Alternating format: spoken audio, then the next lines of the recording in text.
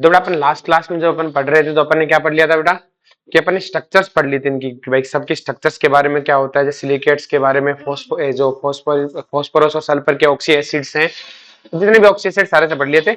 आज अपन क्या करेंगे, ग्रुप वाइज पढ़ेंगे ना। तो पहले अपन पढ़ेंगे बेटा ग्रुप नंबर 15 के बारे में, नाइट्रोजन फैमिली वाला। ठीक है, 11th वाला बाद में लेंगे, वो छोटा सा है। तो ग्रुप नंबर 15 में अगर अपन बस एनसीईआरटी की लाइन टू लाइन समझनी है, इससे बाहर कुछ आएगा ही नहीं। आपको एनसीईआरटी के हर लाइन का मीन पता होना चाहिए या याद होनी चाहिए, दो काम करने। ठीक है, तो बड़ा सिंपल सी कहानी है कि देखो अपन 11th में जो अपन पढ़ेंगे 11th वाले पोर्शन में, अपने को पता है बेटा पी ब्लॉक है। पी ब्लॉक में क्या होता है बेटा, कितने ग्रुप होते हैं? अपना में जो पी ब्लॉक है अपने पीरियोडिक टेबल में पढ़ा था, कहां से स्टार्ट होता है बेटा? 13 से स्टार्ट होता है और कहां तक होता है बेटा? 18 तक। क्लियर है? पी ब्लॉक कहां से 13 से 18 तक है इन पीरियोडिक टेबल। अगर अपन पी ब्लॉक की जनरल इलेक्ट्रॉनिक कॉन्फ़िगरेशन देखें तो जनरल इलेक्ट्रॉनिक कॉन्फ़िगरेशन है NH2 NP1 से 6। 1 सेकेंड, NH2 NP1 to 6। अब देखो बेटा इस कॉन्फ़िगरेशन को हीलियम फॉलो नहीं करता, बाकी सब फॉलो करते हैं। मतलब अगर अपन जनरली बात करें, जैसे अगर अपने पास बोरोन है, अपने पास कौन कौन सी फैमिली है? Boron, carbon, nitrogen, oxygen, halogen और नोबल गैस। तो बेटा इसकी आउटर मोस्ट इलेक्ट्रॉनिक कॉन्फ़िगरेशन क्या है? NH2 NP1, NH2 NP2, NH2 NP3, NH2 NP4, NH2 NP5, NH2 NP6। लेकिन हीलियम फॉलो नहीं करता, वो सिर्फ क्या है बेटा? NH2। हरी बात सुने, तो हीलियम की क्या होती है बेटा? सिर्फ 1s2 है। क्या है बेटा? 1s2। क्लियर है? The property of P block element like that other are greatly influenced by atomic size. देखो इनकी एक तो जो पीरियोडिक टेबल जैसे अपने एस ब्लॉक है उसमें ज्यादा इन्फ्लुएंस नहीं होती, लेकिन इसमें तो क्या होती है बेटा? बहुत ज्यादा क्या होती है बेटा? इन्फ्लुएंस होती है। कि जैसे अपन बात करें the properties of P block element, जैसे अपन एस ब्लॉक में देखते हैं, तो एस ब्लॉक में अगर आप अप टू डाउन जाते हो तो ज्यादा कोई प्रॉपर्टीज में डिफरेंस नहीं होता, लगभग सेम से रहते हैं। लेकिन यहाँ पे प्रॉपर्टीज क्या है बेटा? बहुत ज्यादा इन्फ्लुएंस है। किसके कारण बेटा? Atomic size, ionisation enthalpy and electron gain enthalpy और इलेक्ट्रो नेगेटिविटी। अब इसमें सबसे जो मेजर हमें जो चीज देखने को मिलेगी ना बेटा, आप जनरली देखोगे हम जब अपन ग्रुप वाइज पढ़ेंगे तो जनरली अपन सेकंड पीरियड को पढ़ रहे होंगे और max to max third period को, उससे नीचे वालों को तो पढ़ेंगे भी नहीं। क्लियर? मोस्ट ऑफ दो अपन दो को पढ़ेंगे। और आप उसमें भी आप नोट करोगे जो सेकंड पीरियड वाला है, जैसे अपने पास बोरोन है, कार्बन, नाइट्रोजन, ऑक्सीजन, फ्लोरीन, और इसके नीचे कौन आएगा बेटा अपने पास में? Silicon, phosphorus, chlorine, sorry sulphur, chlorine, neon, argon. आप देखोगे बेटा ये जो सेकंड पीरियड है ना, ये थर्ड पीरियड से बहुत अलग प्रॉपर्टी दिखा रहा होता है। कि भाई ऐसा क्योंकि सेकंड पीरियड और थर्ड पीरियड की प्रॉपर्टी में बहुत ज्यादा डिफरेंस क्यों है? तो बेटा इसके पीछे डिफरेंस होने के पीछे रीजन है, सेकंड पीरियड के साथ मतलब एक तरह से मतलब होता है ना अन्याय हो रखे हैं बहुत ज्यादा। तो ये क्या करता है कि मैं बाकियों के साथ क्या करता है बेटा? मेच मिलाव नहीं करता ज्यादा। किस तरह इसके साथ अन्याय क्या है? पहली बात तो इसकी साइज बहुत छोटी है, साइज बात क्या है बेटा? छोटी। दूसरी बात इनके पास बेटा डी ऑर्बिटल नहीं है, इनके पास क्या नहीं है? अब सेकंड पीरियड वाले जैसे अपन कार्बन की बात करें, इसके पास डी ऑर्बिटल नहीं है क्योंकि इनका आउटर मोस्ट 2p तो है, 2d तो होता ही नहीं है। और इनसे नीचे वालों के पास सबके पास क्या है बेटा? डी ऑर्बिटल, एफ भी है। तो इनके पास वेकेंट डी ऑर्बिटल नहीं होने की वजह से क्या होता है बेटा कि ये मैक्सिमम 4 ही बॉन्ड बना सकते हैं। क्योंकि बॉन्ड हमने पढ़ा था एटॉमिक केमिकल बॉन्डिंग में, बॉन्ड किससे बनते हैं बेटा? ऑर्बिटल से। और इनके पास मैक्सिमम क्या है? 2s और 2p।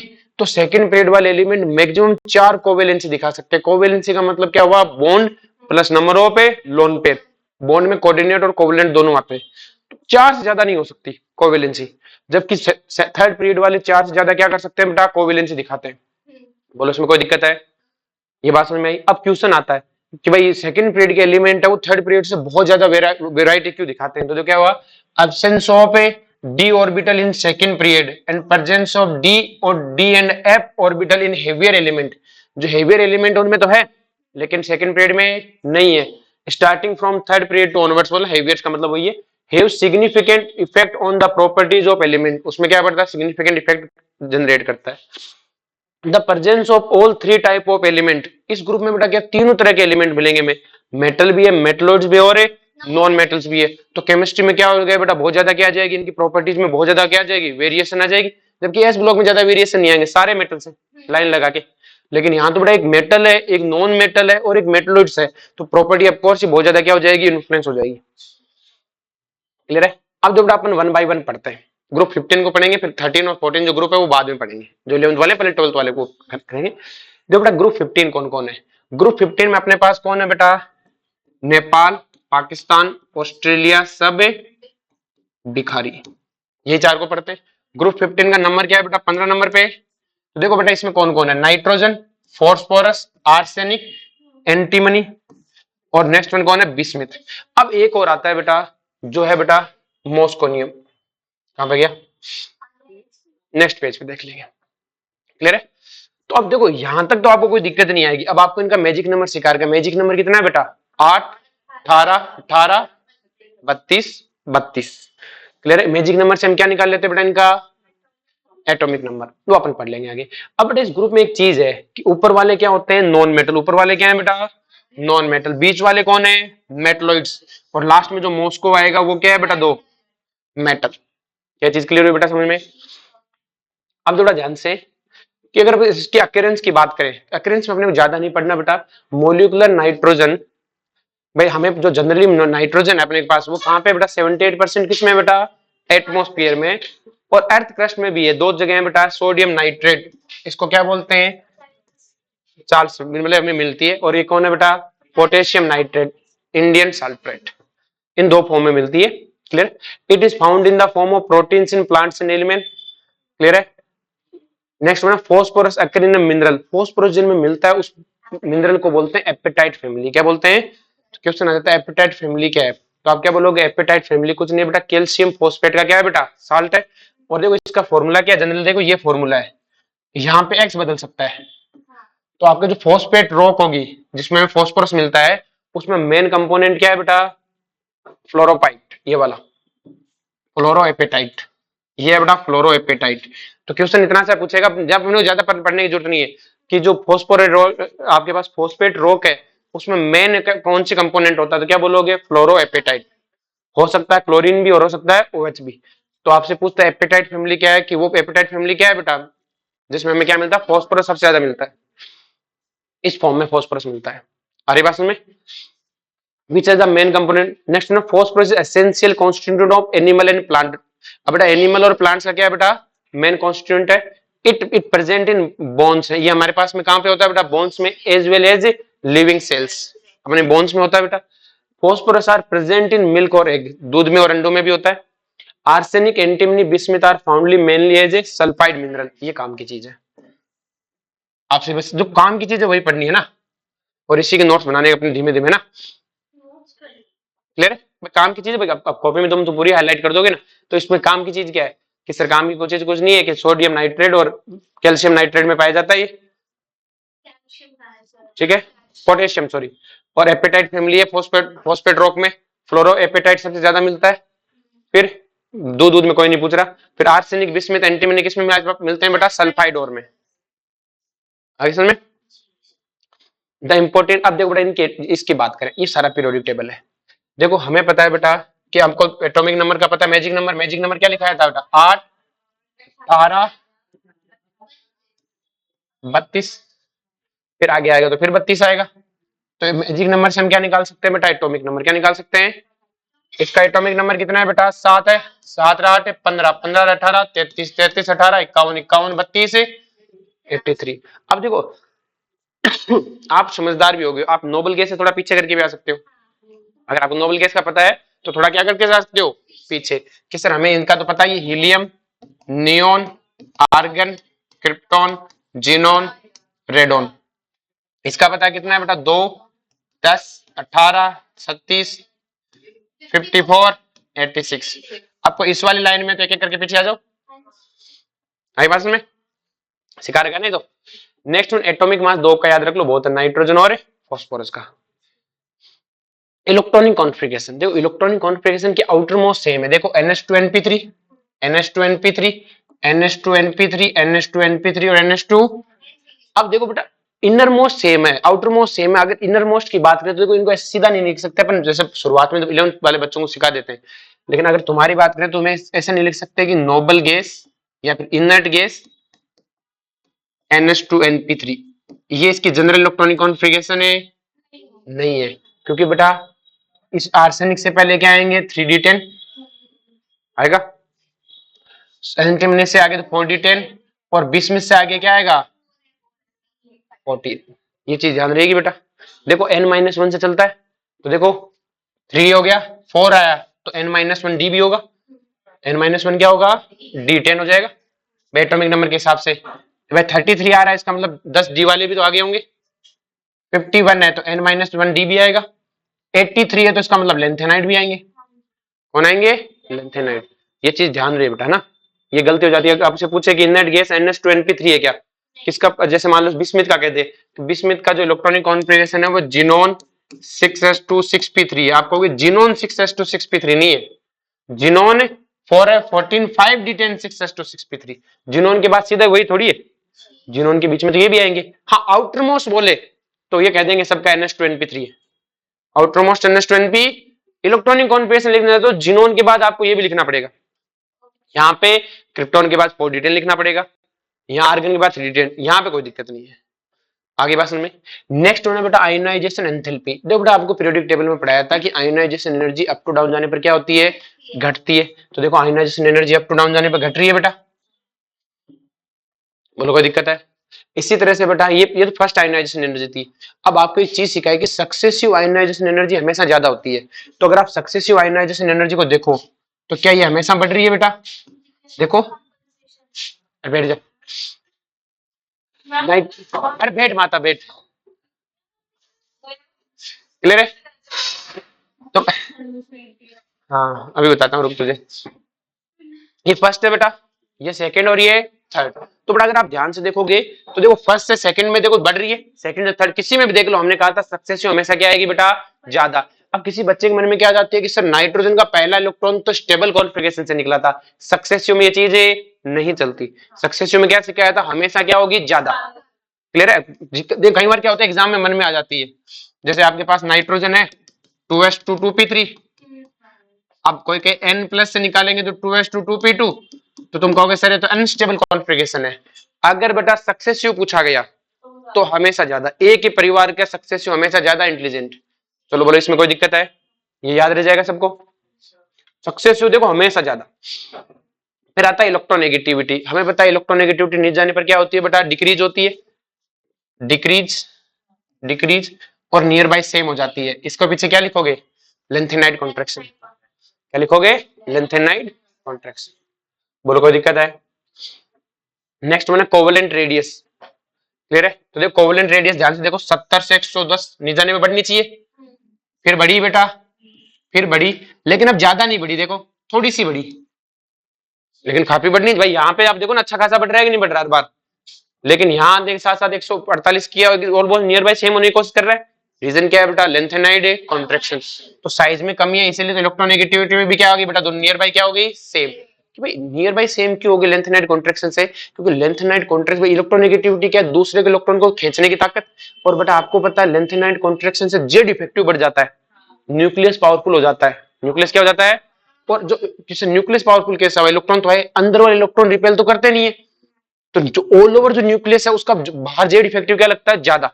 तो जेड इफेक्टिव ऐसे मत बोलना कि सर साइज कम होगी, हमेशा इलेक्ट्रोनेगेटिविटी से बोलना कि जेड इफेक्टिव बढ़ गया, लेंथेनाइड कॉन्ट्रैक्शन से क्या बढ़ गया जेड इफेक्टिव। अपने पीरियोडिक टेबल में पढ़ा था जेड इफेक्टिव बढ़ता है क्यों, क्योंकि 4f और 4d के इलेक्ट्रॉन अंदर आके बढ़ते हैं, तो उनकी वजह से क्या हो गया बेटा शील्डिंग इफेक्ट तो है नहीं, तो न्यूक्लियस को रोकने वाला है नहीं, तो वो बाहर वालों को ज्यादा खींचेगा। जैसे अपने कॉपर में देखा था, और वहां कॉपर में आपने बाहर वाले पे देखा कुछ नहीं खींच पा रहा था क्योंकि वहां शील्डिंग इफेक्ट अच्छा खासा था, लेकिन यही चीज जब आप 4f वालों में जाओगे तो उनको इतने शील्डिंग इफेक्ट फील नहीं होगा। आ रही बात समझ में, यहां तक क्लियर हो बेटा। इसको बोलना कि इसको क्यों पूछे तो क्या बोलोगे, due to lanthanide contraction Z effective increase so electronegativity increase, वरना इसका डिक्रीज होना चाहिए थी, नहीं जाने पर घटती है।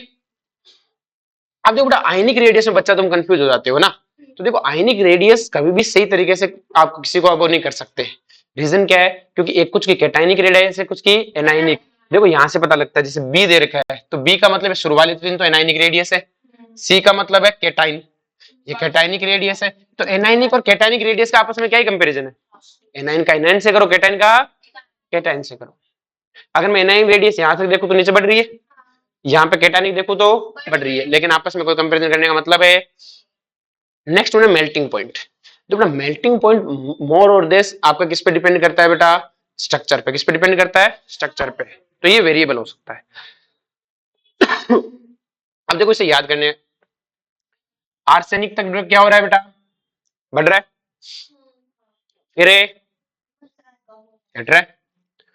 आर्सेनिक तक बढ़ रहा है, फिर कम हो रहा है। तो देखो पहले इसको ऐसे बढ़ाया, फिर घटाया, नाइट्रोजन, फॉस्फोरस, आर्सेनिक, और उसके बाद में एंटीमनी, बिस्मथ। ऑल ओवर ज्यादा ही रखना है। ऑल ओवर क्या रखना है? इन दो से तो ज्यादा ही रखना है। इस तरह से इस ग्राफ को बना लो, ठीक है? कि भाई देखो बहुत ज्यादा जंप करा के फिर इन दो को तो नीचे रख दो, ऐसे बनाओ। फिर आप आर्सेनिक को फिर अपने आप ही देखो, ये घटाते हुए आओगे तो अपने आप ज्यादा दिखेंगे ना। तुम क्या करते हो? यूं बनाते हो। यूं मत बनाओ, बड़ा सा गैप दो यूं, एक को यहाँ पे, एक को यहाँ पे। अब घटाते आओगे तो यहीं यहीं पहुंचोगे, तो ऑल ओवर अपने आप ही ज्यादा दिख जाएगा। वो कई बार क्या करता है, इसको पूछ लेता है बच्चा, कहता सर मैं कैसे याद करूं? इन दो का कंपैरिजन करवा दिया कि सर वो पहले बढ़ता है फिर घटता है। और तो ऐसे याद करना, इस तरह से बना, लंबी डंडी दे फिर छोटी, अपने आप ही आ जाएगा डिफरेंस। उन पहले वाले दो को एकदम नीचे रख, आगे समझ में? तो क्योंकि ये पूछ लेता है बेटा ना।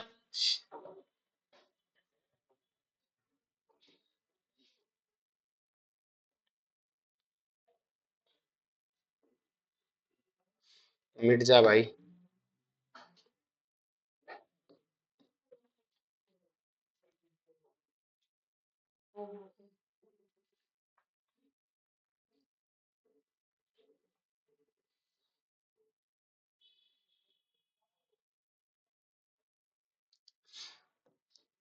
चलो ज्यादा समझ में आया बेटा? अब बेटा बॉइलिंग पॉइंट देखो, बॉइलिंग पॉइंट है ना, दो चीजों पे डिपेंड करता है। या तो मेटेलिक के लिए अलग से आता है, अगर देखो मेटेलिक बॉन्ड होता ना तो उनके लिए अपन अलग से समझाऊंगा जब अपन एस ब्लॉक पढ़ेंगे, या फिर कार्बन फैमिली या ये बोरॉन फैमिली पढ़ूंगा। यहाँ पे मेटेलिक जो जनरली क्या होता है कि जो बॉइलिंग पॉइंट होता है वो मेटल बॉन्ड की स्ट्रेंथ पर डिपेंड करता है, लेकिन यहाँ कोई मेटेलिक बॉन्ड नहीं है। क्लियर है? तो अपन यहाँ पे सिंपल सा देखेंगे मोलिकुलर वेट। क्या देखेंगे? ये मोलिकुलर वेट ध्यान रखना किन तीन फैमिली के लिए लगाओगे? नाइट्रोजन, ऑक्सीजन और हेलोजन फैमिली। इन तीन के लिए लगाओगे, उनके लिए नहीं लगाओगे। नॉन मेटल से यहाँ छोटे छोटे बॉन्ड्स बनते हैं। क्लियर है? यहाँ वॉन्डरवॉल अट्रैक्शंस होते हैं। कौन से होते हैं? Van der Waals attractions. अपन जब बोरोन फैमिली में जाएंगे या कार्बन फैमिली में जाएंगे तो वहां अलग लॉजिक बताऊंगा, वहां मोलिकुलर वेट मत लगाना। तो मोलिकुलर वेट कहाँ कहाँ लगाना है कि 12th वाली किताब में लगाना है, ठीक है? 12th वाले पी ब्लॉक के लिए लगाना है, 11th वाले के लिए एस ब्लॉक के लिए, डी ब्लॉक के लिए नहीं लगाना है। तो जो मेल्टिंग पॉइंट है बेटा यहाँ पे, क्योंकि यहाँ वॉन्डरवॉल अट्रैक्शन है, दो मॉलिक्यूल के बीच में कैसा है कि जैसे नाइट्रोजन है, ये दूसरा नाइट्रोजन, दोनों के बीच में अट्रैक्शन कैसा है? वॉन्डरवॉल। P4 में कैसा अट्रैक्शन है? वॉन्डरवॉल। लेकिन जब सोडियम मोडियम जाएंगे तो वहां मेटल मेटल मेटल, वहां मेटलिक बॉन्ड है। दो सोडियम एटम के बीच में अट्रैक्शन कैसा है? मेटलिक बॉन्ड है। अरे बात तो वहां अलग तरीके से समझाते हैं, यहाँ अलग तरीके से। तो यहाँ पे आप हमेशा ध्यान रखोगे कि बॉइलिंग पॉइंट किसके प्रोपोर्शनल है बेटा? मोलिकुलर वेट के। जिसका मोलिकुलर वेट ज्यादा उसका बॉइलिंग पॉइंट है ज्यादा। किसमें? ग्रुप 15, 16, 17, मतलब 12th वाली पी ब्लॉक में। तो देख लो बेटा, जो बॉइलिंग पॉइंट यही ऑर्डर आ रहा है। अब ये एफ डी इनके अलग अलग एलोट्रोप्स का है, इसे हमें को लेना देना नहीं है। किसका? 80-60 और 80-37 थोड़ा सा कम है, इसको याद रखेंगे बेटा ना। थोड़ा बहुत डिफ्लेक्शन तो आएगा ही। अब देखो नेक्स्ट वन, देखो ध्यान से करो, बात करें इसकी सब्लिमेशन, मतलब इससे सब्लिमेट ही हो रहा है, मतलब लिक्विड नहीं आ रहा। अब देखो डेंसिटी की बात करें, किसकी बात करें बेटा? डेंसिटी। जो डेंसिटी मोस्ट ऑफ टाइम क्या होता है? डेंसिटी क्या होती है? Mass upon volume. तो आपको पता है बेटा, डेंसिटी अगर मास अपॉन वॉल्यूम है तो बेटा देखो नीचे जाने पर वॉल्यूम भी बढ़ती है, क्योंकि एटॉमिक रेडियस बढ़ रहा है। भाई आप जैसे नीचे जाते हो तो क्या हो रहा है बेटा कि सर एटॉमिक रेडियस बढ़ रही है, मतलब वॉल्यूम बढ़ रही है, और नीचे जाने पे एटॉमिक मास भी बढ़ रहा है। लेकिन most of time atomic mass में इंक्रीज क्या होता है? ज्यादा। और एटॉमिक मास में ज्यादा इंक्रीज होगा तो डेंसिटी क्या होगी? बढ़ेगी। किसी नीचे जाने पे वॉल्यूम में ज्यादा इंक्रीज क्यों नहीं होता? अगर आपने ध्यान से देखा होगा, देखो अपन एटॉमिक स्ट्रक्चर में पढ़ाते हैं, पहली ऑर्बिट है, ये दूसरी ऑर्बिट है, ये तीसरी ऑर्बिट है, ये चौथी। आगे की ऑर्बिट क्या आने लग जाती है? पास पास। तो दूसरी और तीसरी ऑर्बिट में ज्यादा वॉल्यूम में डिफरेंस है क्या? तीसरी और चौथी में तो और भी कम डिफरेंस है। तो ऊपर जाने में वॉल्यूम में ज्यादा इंक्रीज नहीं होता। असल में सिर्फ एक हुआ तो है, बस एक ही जगह दिक्कत आएगी जब अपन एस ब्लॉक पढ़ेंगे तो पोटेशियम के साथ में। बाकी मोस्ट ऑफ टाइम आपकी डेंसिटी नीचे जाने पर क्या होती है? बढ़ती है। क्लियर है? बाकी हर टाइम आप देखो, जो चीज फिक्स है उसको तो फिक्स याद कर लेते हैं कि ये तो हमेशा नीचे जाने पर बढ़ेगी। अब जो बेटा हमने इलेक्ट्रॉनिक कॉन्फ़िगरेशन, एटॉमिक रेडियस और आयनाइजेशन एनर्जी पढ़ ली, तो इसको पढ़ने की जरूरत है, मतलब टेबल से पढ़ लो तो इनको पढ़ने की जरूरत है नहीं है। आई बात में। अब जो बेटा ध्यान से अगर अपन इस ग्रुप में बात करें तो all the element of this group are poly atomic. Poly atomic मतलब कोई भी मोनो एटॉमिक फॉर्म में नहीं एग्जिस्ट करता। नाइट्रोजन भी N2 में एग्जिस्ट करती है, क्लियर है? नाइट्रोजन N में एग्जिस्ट करती है क्या? नहीं। जैसे नियोन है वो N ही एग्जिस्ट करती है, हीलियम H ही एग्जिस्ट करता है। तो इसका मतलब इसमें सारे के सारे क्या है? Poly atomic. नाइट्रोजन तो डायटोमिक गैस है। नाइट्रोजन तो क्या है? डायटोमिक है गैस। बाकी सब सॉलिड है। बाकी सब क्या है? सॉलिड। अगर मेटलिक कैरेक्टर की बात करें तो metallic character increase down the group. ये हमेशा ही होता है, मेटलिक कैरेक्टर हमेशा नीचे जाने में बढ़ता है। किस सर क्यों बढ़ता है? मेटल कौन होता है बेटा कि जो इलेक्ट्रॉन देता है। भाई जो इलेक्ट्रॉन दे वही मेटल है। अब इलेक्ट्रॉन देगा कौन? कि सर इलेक्ट्रॉन वो देगा जिसकी आयनाइजेशन एनर्जी कम होगी, क्योंकि आयनाइजेशन एनर्जी क्या है बेटा? किसी एटम की आउटर मोस्ट ऑर्बिट में से इलेक्ट्रॉन निकालने के लिए एनर्जी। अगर मान लो जिसकी आयनाइजेशन एनर्जी कम होगी मतलब उससे इलेक्ट्रॉन लेना आसान है, मतलब वो एलिमेंट जल्दी से इलेक्ट्रॉन देगा, और जितना जल्दी इलेक्ट्रॉन देगा उतना अच्छा मेटल। तो नीचे जाने पर मेटलिक कैरेक्टर क्या होते हैं बेटा? बढ़ते। और ऊपर वालों की आयनाइजेशन एनर्जी ज्यादा है, उनसे कोई इलेक्ट्रॉन मांगने जाओ तो वो इलेक्ट्रॉन ले लेते हैं, उनकी इलेक्ट्रॉन गेन एंथैल्पी भी होती है, क्लियर है? तो ध्यान रहे नीचे जाने पर हमेशा क्या बढ़ते हैं बेटा? मेटलिक के करते। Nitrogen and phosphorus are non metal. Nitrogen और फास्फोरस क्या है बेटा? Non metal. नेक्स्ट में आर्सेनिक और एंटीमनी क्या है बेटा? मेटलॉइड्स। और बाद में बेटा बिस्मिथ क्या है बेटा आपका? मेटल, क्लियर है? This is due to decrease in ionisation enthalpy. ये किसके कारण है बेटा? आयनाइजेशन एंथैल्पी में डिक्रीज होने की वजह से। And increase in atomic size, वो तो एक ही बात है, एटॉमिक साइज बढ़ा इसलिए तो आयनाइजेशन एनर्जी घटी है। नेक्स्ट बना बेटा the boiling point in generally increase from top to bottom. Top to bottom क्या होता है बेटा आपका? बॉइलिंग पॉइंट इंक्रीज होता है। Boiling point in generally increase from top to bottom in the group, but the melting point increase up to arsenic and then decrease up to bismuth, clear है? अब बेटा नाइट्रोजन को छोड़ के बाकी सब लोग एलोट्रोप बनाते हैं। देखो कंफ्यूजन होता है एलोट्रोप और आइसोटोप में। क्या डिफरेंस है एलोट्रोप और आइसोटोप में? हाँ हाँ, देखो आइसोटोप्स में क्या होता है बेटा कि एटॉमिक नंबर सेम होता है लेकिन नंबर ऑफ न्यूट्रॉन अलग होता है, एटॉमिक मास अलग होता है। लेकिन जो एलोट्रोप्स होते हैं उनका एटॉमिक नंबर भी सेम हो, सब कुछ सेम होता है, स्ट्रक्चर अलग होती है। स्ट्रक्चरली अरेंजमेंट क्या होता है? अलग। डायमंड, ग्रेफाइट, फुलरिन तीनों में कार्बन C6 C12 वही है, लेकिन डिफरेंट अरेंजमेंट में। ये है एलोट्रोप्स। आइसोटोप्स क्या होते हैं? ये है आइसोटोप कार्बन का, मास डिफरेंट। मास वास मतलब एलिमेंट वही है, स्ट्रक्चरली डिफरेंट अरेंजमेंट है।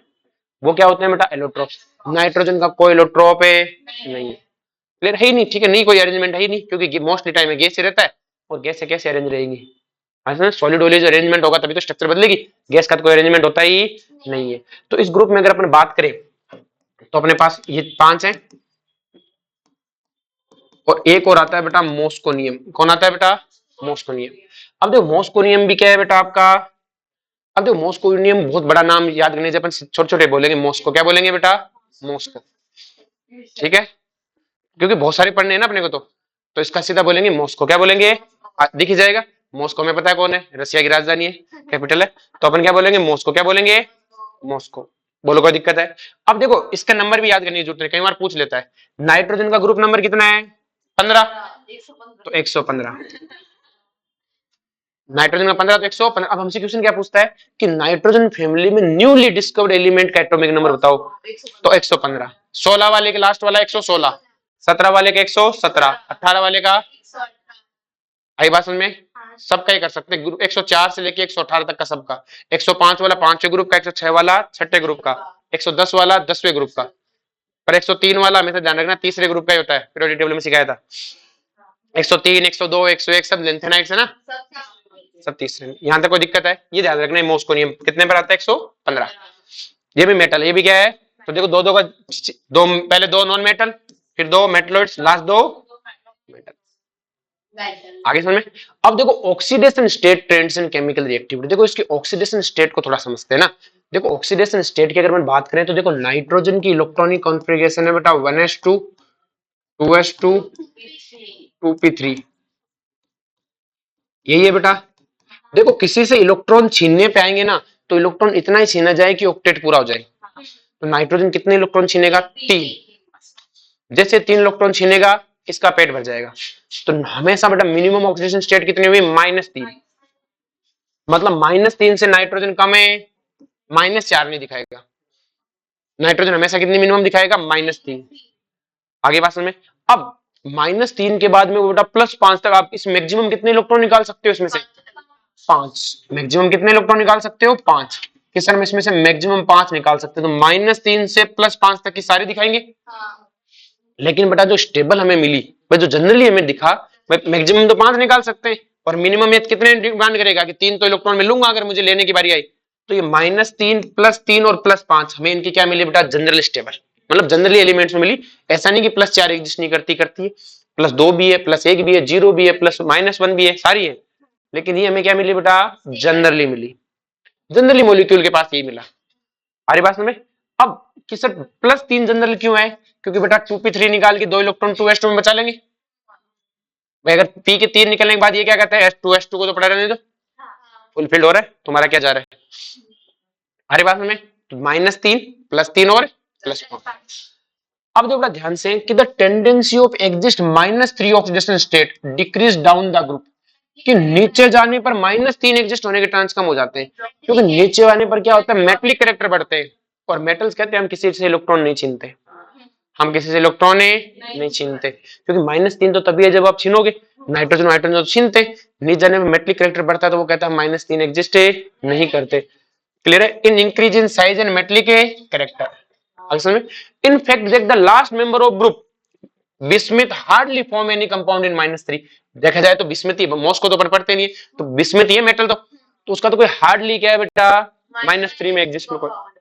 क्लियर है। वो कहता है मैं नहीं बनाता, मैं तो मेटल हूं। ऊपर वाले तो फिर भी मेटलोइड्स है। क्लियर है। नेक्स्ट वन है oxidation, the stability of +5 oxidation state decrease down the group. कहता है बेटा पहले तो -3 समझ गया, अब कहता है कि +5 है ना, उसकी भी स्टेबिलिटी नीचे जाने पर घटती है। इसके पीछे अपन ने बेटा पढ़ा था लेंथेनाइड कॉन्ट्रैक्शन में इनर्ट पेयर इफेक्ट। क्या पढ़ा था बेटा, inert pair effect. Inert pair effect में अपन ने क्या पढ़ा था बेटा, कि सर इनर्ट पेयर इफेक्ट में आपने पढ़ा था, अब बोर्ड पे ले लेते हैं इसको एक बार।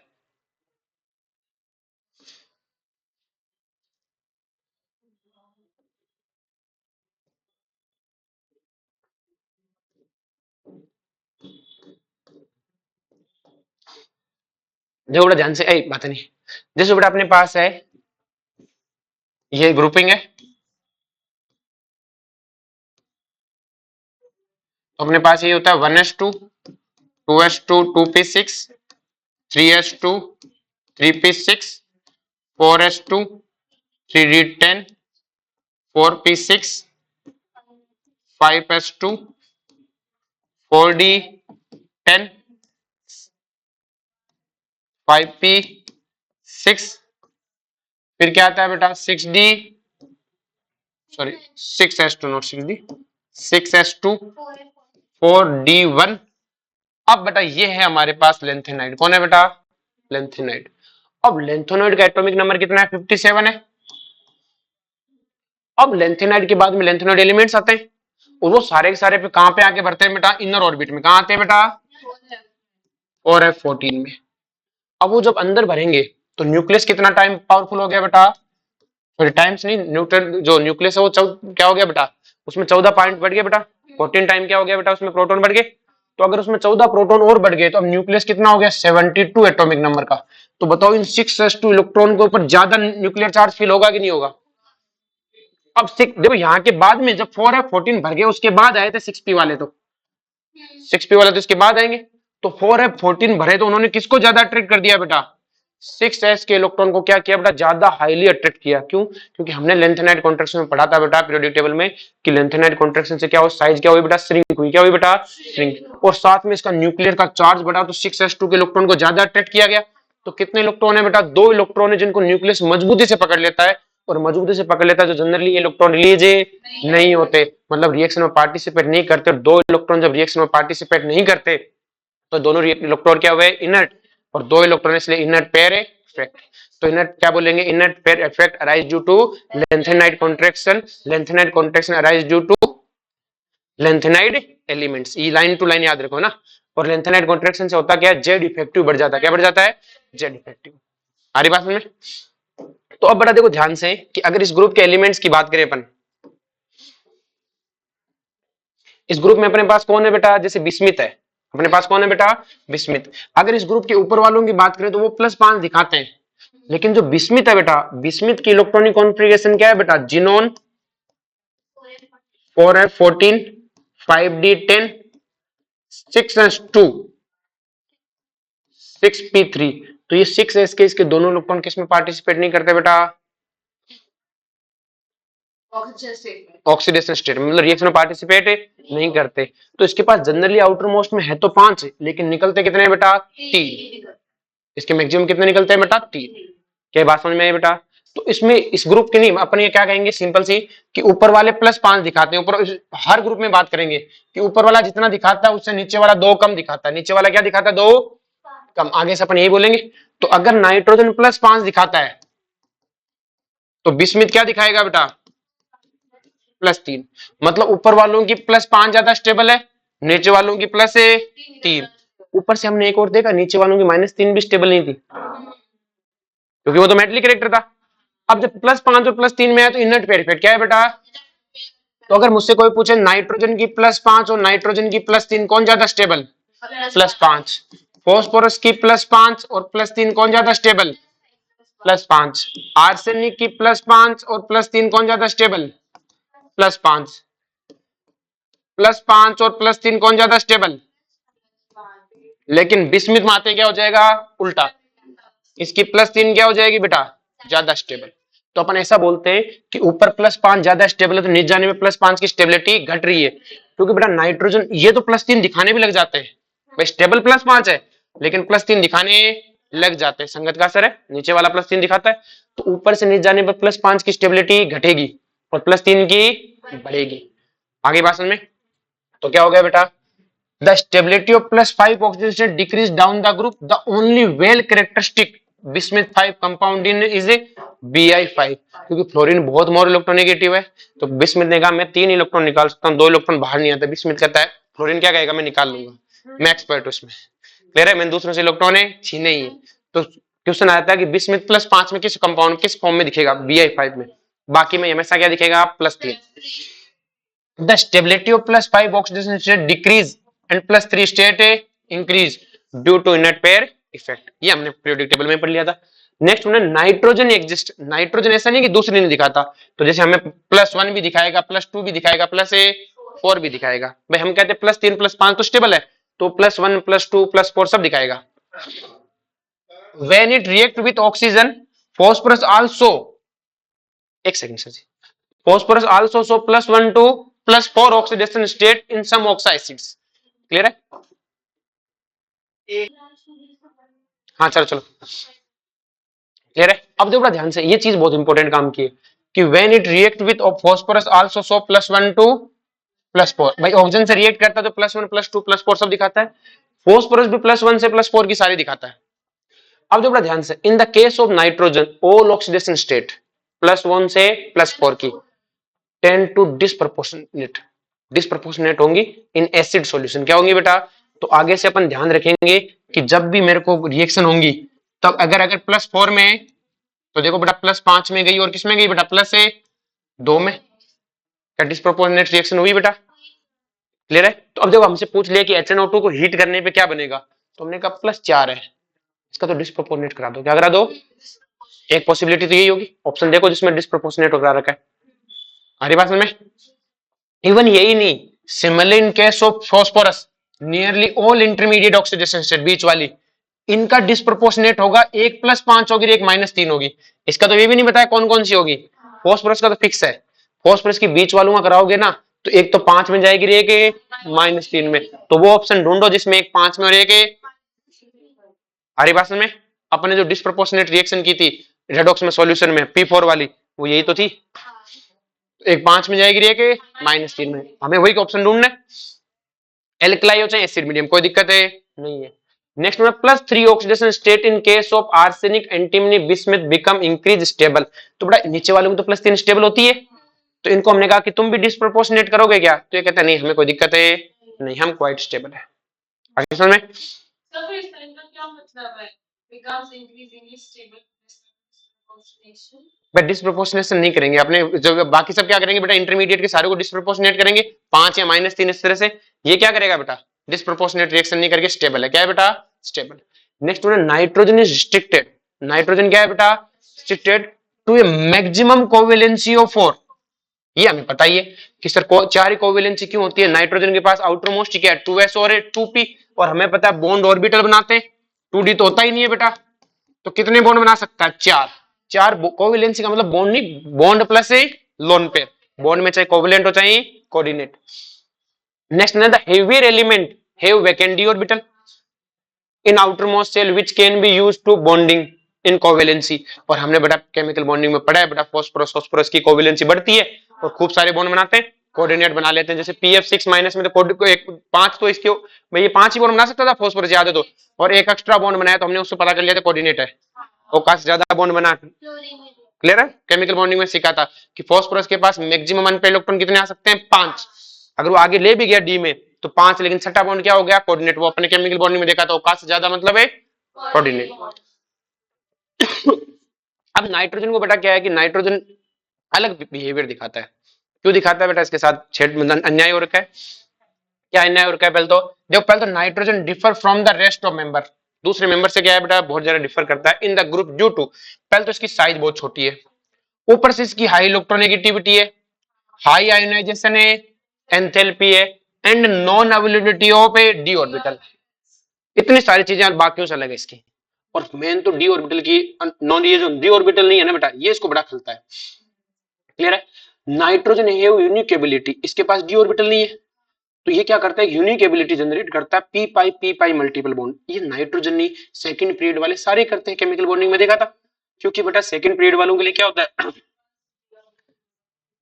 सेकंड ऑर्बिटल वालों के पास क्या होता है बेटा, 2p बॉन्ड, पाई बॉन्ड बनाने के चांस होते हैं कि सेकंड ऑर्बिटल के पास 2p ओवरलैपिंग हो जाती है। लेकिन थर्ड वाले कर सकते हैं क्या, ये 3p क्या बेटा, पाई बॉन्ड क्या है, वीक है। क्लियर है। तो सेकंड पीरियड वाले सारे पाई बॉन्ड बनाते हैं खुद के साथ में। थर्ड पीरियड वाले बेचारे खुद के साथ नहीं बनाते, किसी और के साथ बनाते हैं।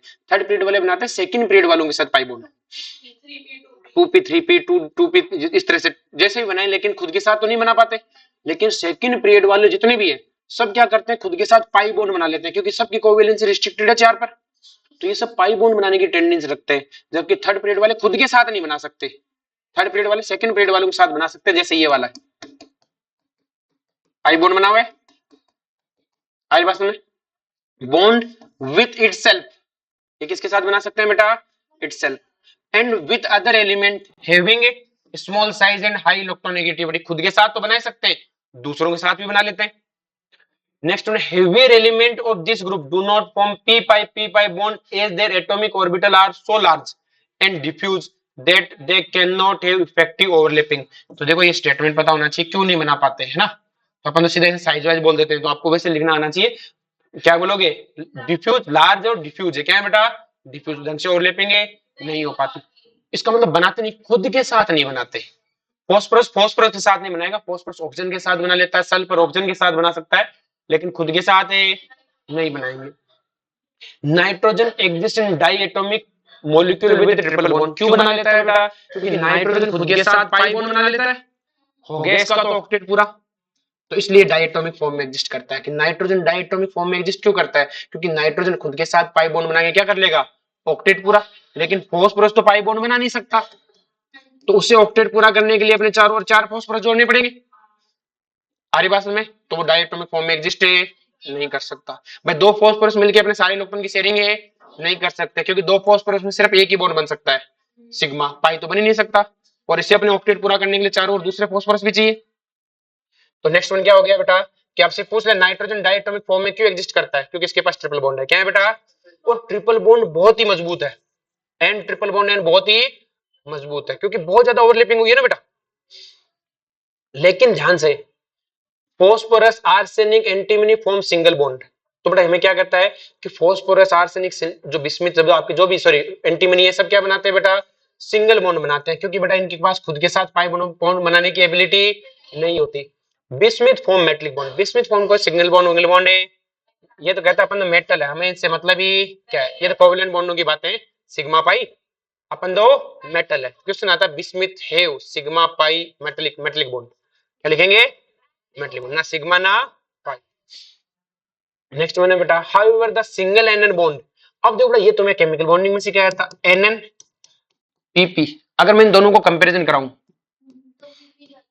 तो मुझे पता है एन ट्रिपल बॉन्ड एन बहुत मजबूत होगा, लेकिन मैं इसका सिर्फ सिंगल बॉन्ड लेके आऊं, मैं कहूं पाई हटाओ, इसका पाई हटा के नाइट्रोजन का एक सिग्मा बॉन्ड लाऊं और फास्फोरस का एक सिग्मा बॉन्ड लाऊं और इन दोनों में कंपैरिजन कराऊं, तो मुझे पता है बॉन्ड लेंथ ऑफ कोर्स इसकी ज्यादा है, लेकिन जो सॉरी बॉन्ड लेंथ इसकी ज्यादा है और बॉन्ड स्ट्रेंथ भी इसी की ज्यादा है, जबकि generally bond strength inversely proportional होती है बॉन्ड लेंथ के, क्योंकि बेटा यहाँ पे लोन पेयर क्या है? रिपल्सन। केमिकल बॉन्डिंग में पढ़ा था अपन ने कि इन दोनों में क्या है? लोन पेयर है रिपल्सन। तो नाइट्रोजन नाइट्रोजन का सिंगल बॉन्ड होना चाहिए था सबसे मजबूत, लेकिन होता क्या है बेटा? वीक। आगे बात सुन, सेम कहानी ऑक्सीजन ऑक्सीजन में थी बेटा, oxygen oxygen single bond, sulphur sulphur single bond से स्ट्रॉन्ग होना चाहिए था, लेकिन मिला क्या? कमजोर। लेकिन ये चीज कार्बन कार्बन वालों में नहीं, क्योंकि वहां लोन पेयर नहीं था। आ रही बात समझ में? अब देखो बड़ा ध्यान से, इसका एक घाटा भी है, मतलब नाइट्रोजन ट्रिपल बॉन्ड क्यों बनाता है, इसमें भी देखो ध्यान से कि भाई सिंगल पीपी सिंगल बॉन्ड क्या है बेटा? High inter electronic repulsion in for non bonding electrons, किसमें बेटा? एनएन बॉन्ड में। एनएन बॉन्ड वीक क्यों है? क्योंकि इसके लोन पेयर में क्या है बेटा? हाई रिपल्सन है, क्योंकि छोटी साइज की वजह से लोन पेयर में क्या होता है? रिपल्सन। अब इसी चीज का क्या होता है बेटा? फायदा होता है कि नाइट्रोजन को कहे कि तू है ना ये काम कर, इस तरह से चेन फॉर्म बना ले, ये नहीं बनाएगा। क्यों? क्योंकि अगर उसने चेन फॉर्म बनाई तो सारे बॉन्ड सिग्मा होंगे और इसका सिग्मा बॉन्ड तो वीक है, लोन पेयर में रिपल्सन है, तो कहता देख मेरा सिग्मा बॉन्ड वीक है, मैं कर ही नहीं सकता। अगर मैंने सिग्मा बॉन्ड बनाने की कोशिश की ना तो मेरे लोन पेयर में क्या होगा? रिपल्सन। लेकिन फास्फोरस कर सकता है, तो फास्फोरस को कहे कि तू पाई बॉन्ड क्यों नहीं बनाता? कि मैं सिंगल बॉन्ड बना लेता हूँ, नाइट्रोजन की तरह नहीं हूं। कार्बन बना लेता है क्योंकि वहां लोन पेयर नहीं है। आई बात में? तो नाइट देखो ऑक्सीजन भी नहीं करता, फ्लोरीन भी नहीं करता, क्यों? क्योंकि इनके लोन पेयर में क्या है बेटा? रिपल्सन।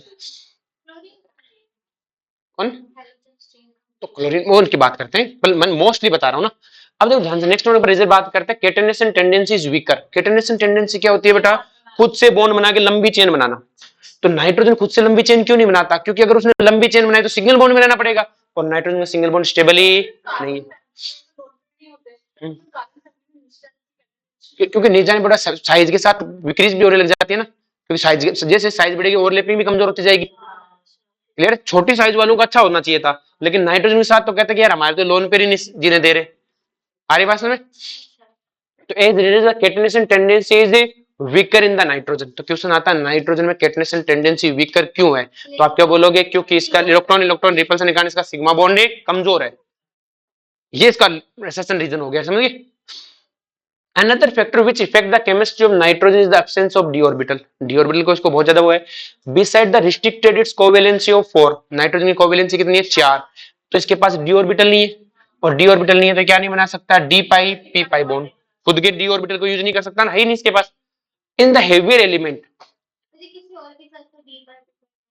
खुद का d यूज बात कर रहा है, इसका जो रेफरेंस बोलने का है ना, element can form R3P R3, ये तो क्या बता सकते हैं बेटा? खुद के साथ में क्या बना सकते हैं? D pi p pi bond बना रहा है, जैसे फॉस्फोरस है, जैसे फॉस्फोरस यहाँ पे sp3 हाइब्रिडाइजेशन में बेटा।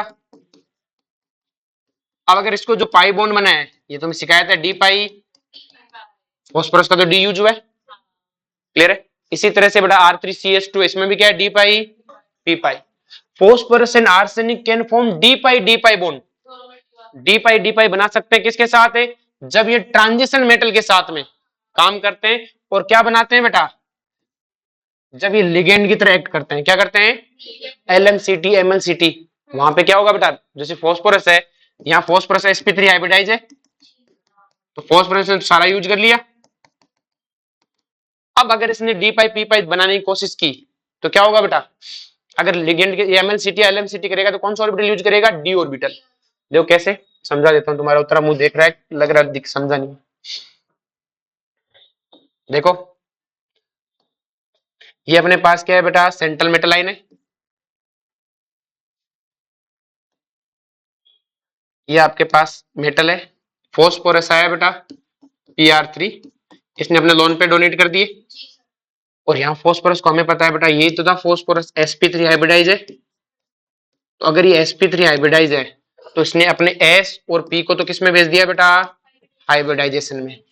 अब इस फॉस्फोरस के पास क्या है, वैकेंट डी ऑर्बिटल। क्या है बेटा, वैकेंट डी ऑर्बिटल। और मेटल के पास भी बेटा डी ऑर्बिटल है। और मेटल के अगर डी ऑर्बिटल भरे हुए हैं तो क्या अपने वैकेंट डी ऑर्बिटल्स में इलेक्ट्रॉन दे सकता है, बैक बॉन्डिंग। तो ये कौन सी बैक बॉन्डिंग हुई, डी पाई डी पाई। क्लियर है। लेकिन यहीं पे नाइट्रोजन होता तो वो कर सकता था क्या बेचारा, नहीं कर सकता था। क्लियर है। ये MLCT, metal to ligand charge transfer. Clear है। अपन ने वहां जनरली एमएलसीटी के लिए क्या पढ़ा था कि पाई बॉन्ड होना चाहिए, क्या होना चाहिए, पाई बॉन्ड। लेकिन अगर आप थर्ड पीरियड वालों के पास देखोगे तो उनके पास क्या है, वैकेंट डी ऑर्बिटल हुआ तो भी काम है, चल जाएगा। भाई यही तो मेटल को देने तुम्हारे पास खाली जगह दिखा दो, तो या तो डोनर एटम के पास पाई बॉन्ड हो ताकि पाई स्टार आ जाए, या सीधा क्या हो, डी ऑर्बिटल हो। लेकिन नाइट्रोजन के पास ऐसा नहीं।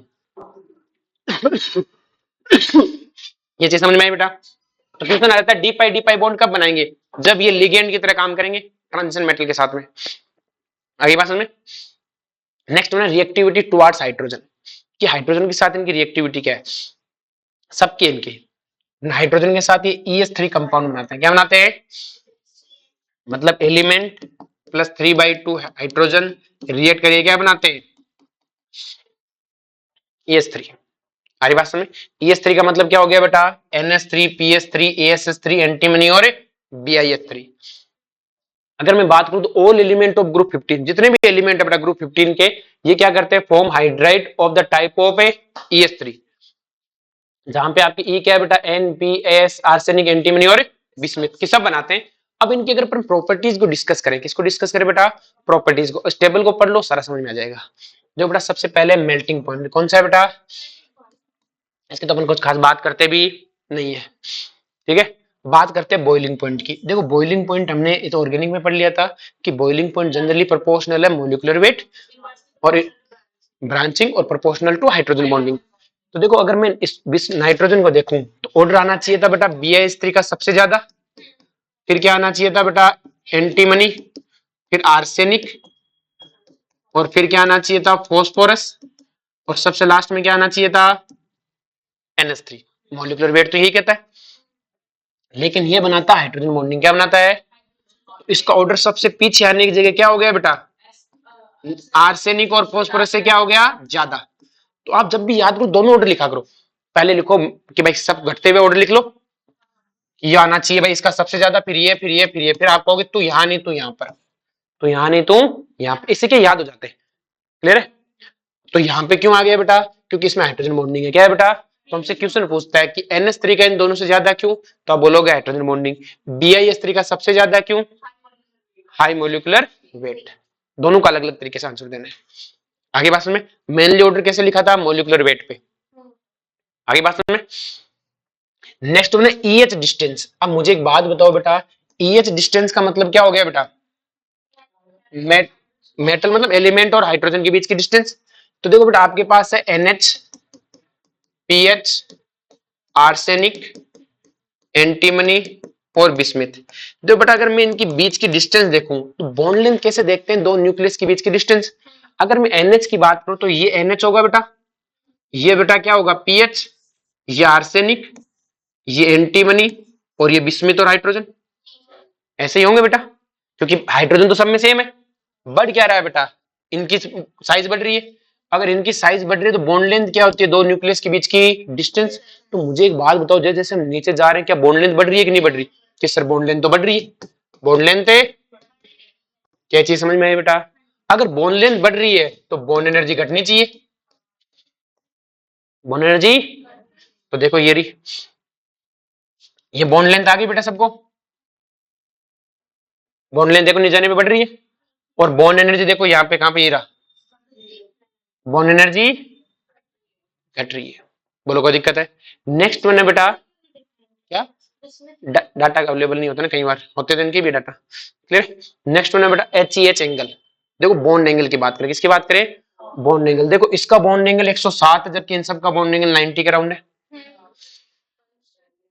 Drago rule. कौन सा रूल है, ये तो हाइब्रिडाइजेशन करता है, और इनमें डायरेक्ट ओवरलैपिंग है। इनमें क्या है, डायरेक्ट ओवरलैपिंग। आगे बात समझ। तो देखो इनका आंसर 90 के राउंड है। बोलो कोई दिक्कत है? तो पहला तो क्वेश्चन पूछता है ये इतना ज्यादा डिफरेंस क्यों है, क्योंकि ये तो हाइब्रिडाइजेशन करते हैं और ये क्या है बेटा, डायरेक्ट ओवरलैपिंग करते हैं। अगर PS3 को शेप पूछेगा तो मैं पैरामीटरली बोलूंगा। शेप कैसे बोलूंगा, देखो कैसे, पेन दो बेटा।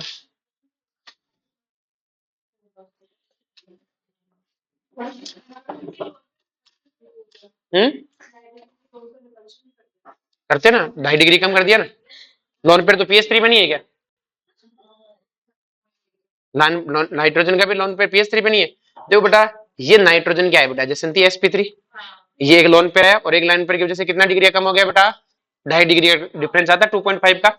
होना 109 चाहिए था, 107 के राउंड है। अब बेटा ये तो इसका था। अगर मान लो ये फॉस्फोरस होता तो फॉस्फोरस में क्या होता है, डायरेक्ट ओवरलैपिंग होती है, ऐसे होती। लोन पेयर तो इस पे भी आता है एक, ऐसा आता। दिखने में ये लोन पेयर फिर दबाता है इनको, तो दिखने में तो ये भी तो कैसा दिखेगा बेटा, पिरामिडली दिख रहा है। दिखने में भी कैसा दिख रहा है, थोड़ा 90 डिग्री एंगल लेते हुए। कैसे एंगल लेते हुए, 90 डिग्री एंगल लेते हुए। तो शेप तो इसकी भी क्या बोलेंगे, पिरामिडल।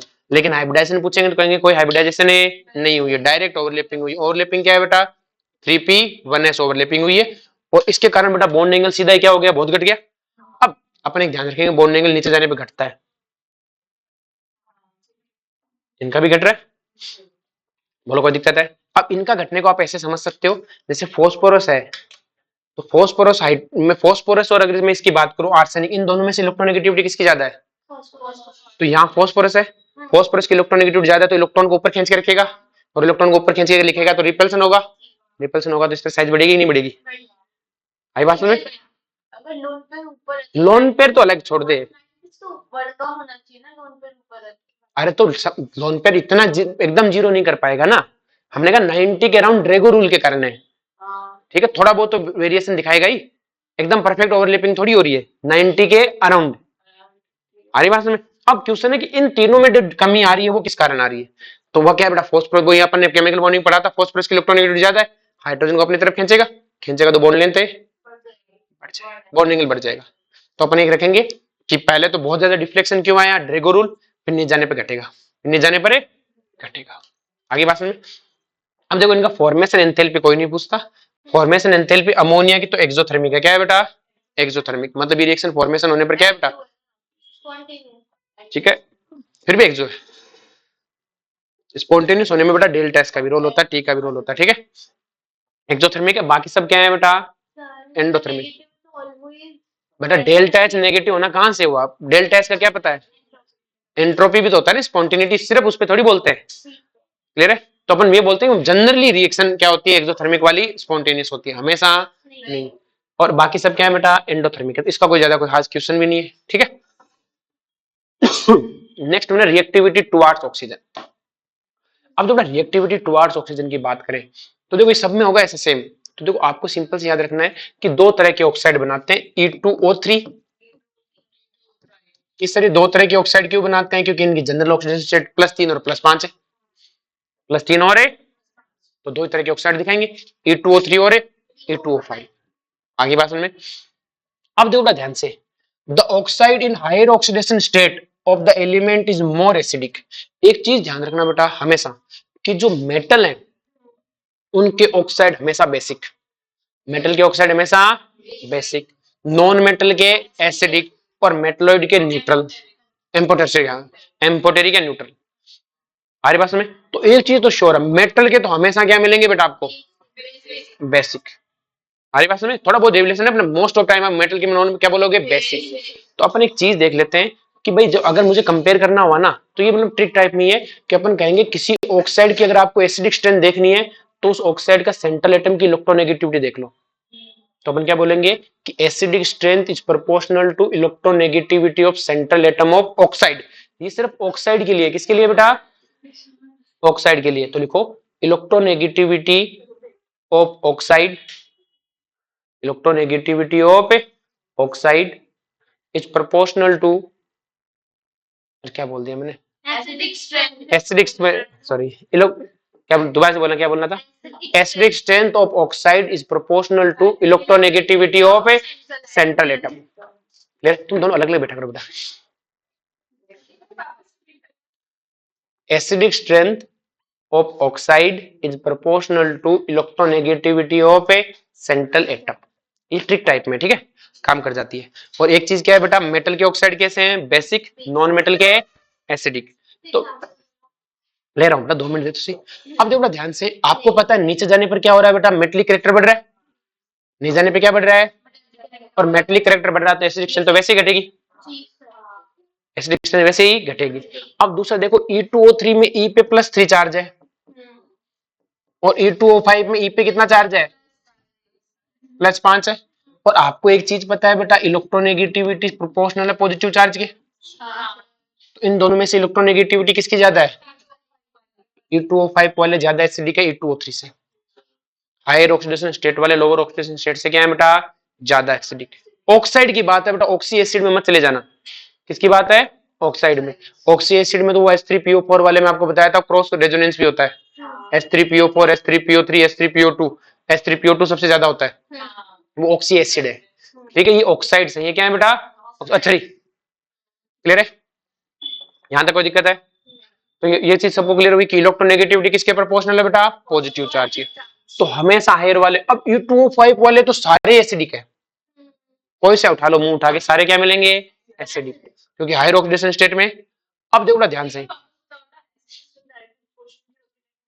ऐसे ट्रिक है, कुछ नहीं आगे बात समझ। नेक्स्ट देखो ध्यान से, लोअर ऑक्सीडेशन स्टेट, ये पहली बात तो ये समझ में है कि हायर वाले हमेशा क्या होंगे, ज्यादा, मतलब E2O5 हमेशा E2O3 से ज्यादा, N2O5 हमेशा N2O3 से ज्यादा, आगे बात P2O हमेशा P2O3 से ज्यादा। नेक्स्ट देखो बेटा, the acidic character decrease down the group, down the group में डिक्रीज होता है क्योंकि नीचे जाने पर मेटलिक कैरेक्टर बढ़ता है, या फिर हमें पता है नीचे जाने पर इलेक्ट्रोनेगेटिविटी घट रही है, नीचे जाने पर इलेक्ट्रोनेगेटिविटी, तो एसिडिक स्ट्रेंथ भी घट रही है। The oxide of E2O3, E2O3 की बात करें, E2O5 वाले सारे एसिडिक है, E2O3 में देखो शुरू वाले 2 मेटल है, सॉरी नॉन मेटल है, और नॉन मेटल के क्या होते हैं, एसिडिक, तो वो प्योरली एसिडिक है, प्योरली क्या है, एसिडिक। इसी तरह आर्सेनिक और एंटीमनी क्या है, मेटलॉइड्स, एम्फोटेरिक। और बिस्मिथ कैसा है बेटा, प्रीडोमिनेंटली बेसिक, क्योंकि वो मेटल है, वो क्या है बेटा, मेटल। आई बात समझ में, इसमें कोई दिक्कत है किसी को, चलो जी। नेक्स्ट है रिएक्टिविटी टुवार्ड्स हेलोजन। हेलोजन के साथ रिएक्शन करके भी 2 तरह के बनाते हैं, EX3 और EX5। क्यों, क्योंकि +3 और +5 तो स्टेबल नहीं जा रहा, तो 2 तरह के बनाते हैं, एक तो बनाएंगे EX3 और एक EX5। अब देखो ध्यान से कि नाइट्रोजन, वो बाद में बात करते हैं, पहले इनके कोवेलेंट कैरेक्टर की बात करें। तो देखो यहाँ पे E+3 चार्ज है और E पे क्या है बेटा, +5 चार्ज है। हमने फजान रूल पढ़ा था बेटा, हमने एनाइन सेम रखा है, एनाइन क्या रखा है, सेम। तो अगर एनाइन सेम रखूं तो मैं क्या कहूंगा कि जो कोवेलेंट कैरेक्टर है वो प्रोपोर्शनल है चार्ज ऑफ केटाइन और inversely proportional to size of a cation, size of cation. अगर मैं केटाइन के हिसाब से देखूं तो यही था कोवेलेंट कैरेक्टर, भाई covalent character is proportional to charge size cation के हिसाब से, किसके हिसाब से, तो बेटा EX3 और EX5 अगर मैं एनाइन सेम रखूं तो यहाँ केटाइन का चार्ज +3 या केटाइन का चार्ज है +5 और चार्ज डोमिनेंट ओवर ए साइज, तो क्या EX5 वाले ज्यादा कोवेलेंट होंगे एज कंपैरिजन टू EX3। पहली बात तो क्लियर हुई कि सर ये तो क्लियर हो गया। दूसरी बात है कि नाइट्रोजन एक भी पेंटा हैलाइड नहीं बनाएगा, EX5 का एक भी कंपाउंड नहीं बनाएगा। कि सर क्यों, अगर मैं बना दूं, अगर नाइट्रोजन का बना दूं, अगर मैं कहूं NH5 बनता है, तो अगर NH5 बनता है तो हाइब्रिडाइजेशन क्या नहीं चाहिए बेटा, नाइट्रोजन के आउटर मोस्ट में कितने होते हैं, 5, यूनिवेलेंट एटम कितने हैं, 5 डिवाइडेड बाय 2, कितना है बेटा, 5, 5 का मतलब क्या हुआ, sp3d, तो इसे d ऑर्बिटल है ही नहीं, तो NH5 नहीं होगा भाई, ये समझ में आई। नेक्स्ट देखो ध्यान से, pentahalide are more covalent than a trihalide, ये हमने पढ़ लिया पहचान rule. All the trihalide of these element, कि जितने भी ट्राइहैलाइड्स हैं, मतलब पेंटाइलाइड का तो पता नहीं, जितने भी ट्राइहैलाइड्स हैं सारे के सारे स्टेबल है, सारे सारे क्या हैं, स्टेबल। अब नाइट्रोजन एक भी पेंटाइलाइड नहीं बनाता, और ट्राइहैलाइड में नाइट्रोजन कहता है मैं सिर्फ NF3 बनाता हूं, बाकी नहीं बनाता। हमने कहा यहाँ क्या दिक्कत है, तो यहाँ नाइट्रोजन कहते देखो मैं छोटी साइज का एलिमेंट हूं, मुझसे 3 क्लोरीन होल्ड नहीं किए जा सकते। पेंटाइलाइड क्यों नहीं बनाता, डी ऑर्बिटल नहीं है। और नाइट्रोजन फिर बाकी सब बनाते हैं, नाइट्रोजन क्या करता है, फॉस्फोरस को कोई दिक्कत नहीं है, नाइट्रोजन कहता है मेरे बस की बात है कि सर कैसे नाइट्रोजन छोटी साइज का है तो 3 फ्लोरीन को तो अपने होल्ड कर सकता है, लेकिन नाइट्रोजन छोटे साइज का, वो कहता है मेरे से 3 क्लोरीन होल्ड है ना, मुझसे 3 ब्रोमीन होल्ड होंगे। आ रही बात समझ में? तो आगे सबको समझ में, तो अपने क्या कहेंगे, trihalide of these element except those nitrogen are stable. In case of nitrogen only NF3 is stable, सिर्फ NF3 क्यों स्टेबल है, क्योंकि उससे क्लोरीन होल्ड है। तो नाइट्रोजन एक भी पेंटालाइड नहीं बनाता, और ट्राइलाइड में भी इसके नखरे क्या है, एक ही बनाऊंगा। आगे बात समझ में ना, जो भी है एक ही बनाएगा, कितना बनाएगा, एक। अब जो बड़ा ध्यान से, सारे ट्राइलाइड है ना बेटा प्रीडोमिनेंटली कोवलेंट है, सारे ट्राइलाइड जितने भी है, BiF3 को छोड़ दो तो, क्योंकि बिस्मिथ मेटल है, क्लोरीन नॉन मेटल है, और इनके बीच में अच्छा खासा क्या बनता है बेटा,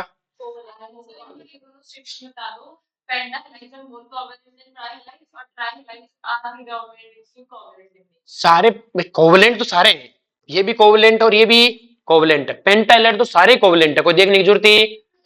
ट्राइलाइड भी सारे कैरेक्टर इसका कम है, लेकिन कोवलेंट सारे। भाई इसमें कोवलेंट कैरेक्टर क्या है बेटा, कम, लेकिन क्या है बेटा, सारे के सारे क्या है, कोवलेंट क्या है बेटा, कम।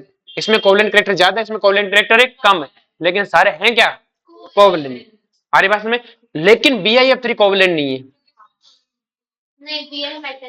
BI मेटल है, बीच में क्या है बेटा, मेटल। और जब मेटल होगा तो सिंपल सी कहानी है कि क्या होता है बेटा, आयनिक बॉन्ड बन जाते हैं। BiCl3 नहीं है, क्योंकि फिर वहां से बड़ा क्लोरीन एक बड़ी साइज का एनाइन आ जाएगा, फिर से क्या होने लग जाएगा, पोलराइजिंग होने लग जाएगा, क्या होने लग जाएगा, पोलराइजिंग, एनाइन का पोलराइजेशन हो जाएगा।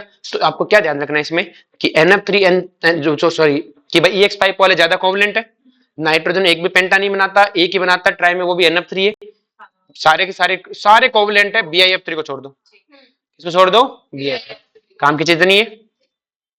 नेक्स्ट में रिएक्टिविटी टुवर्ड्स मेटल, देखो बेटा ये मेटल के साथ रिएक्शन करते हैं, क्लियर। अब मेटल के साथ रिएक्शन करते हैं तो मेटल के साथ रिएक्शन कर, मेटल तो क्या बनाएगा, आयनिक बॉन्ड जनरली। अब जैसे मुझसे कोई कहे कैल्शियम नाइट्राइड है, कैल्शियम क्या, मैं तो मेटल हूं, तो इस पे +2 चार्ज है, तो अगर ये मेटल है तो इसे नॉन मेटल की तरह बिहेव करना है, तो ये क्या दिखाएगा, -3, क्रॉस मल्टीप्लाई कर दो, ये भी वही है, Zn पे 2 प्लस एंटीमनी पे -3, ये आर्सेनिक वाला भी वही है, मैग्नीशियम बिस्मिथ वाला भी, तो बिस्मिथ बहुत कम दिखाता है, लेकिन मैग्नीशियम के सामने मतलब कारण बहुत कम है। आगे बात में, यहाँ पे उसे क्या, मैग्नीशियम ज्यादा मेटल कैरेक्टर है।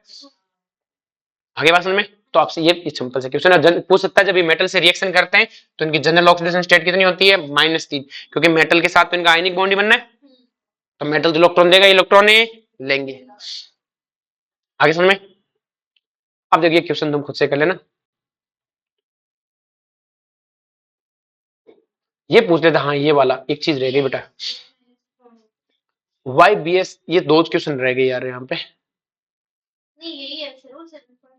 हाँ एक 2 क्वेश्चन रह गए।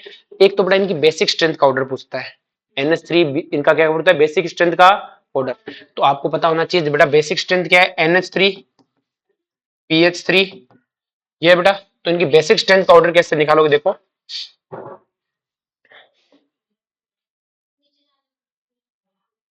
देखो हमें एक चीज तो पता है, बेसिक स्ट्रेंथ नहीं जाने पर क्या हो जाती है बेटा, डिक्रीज।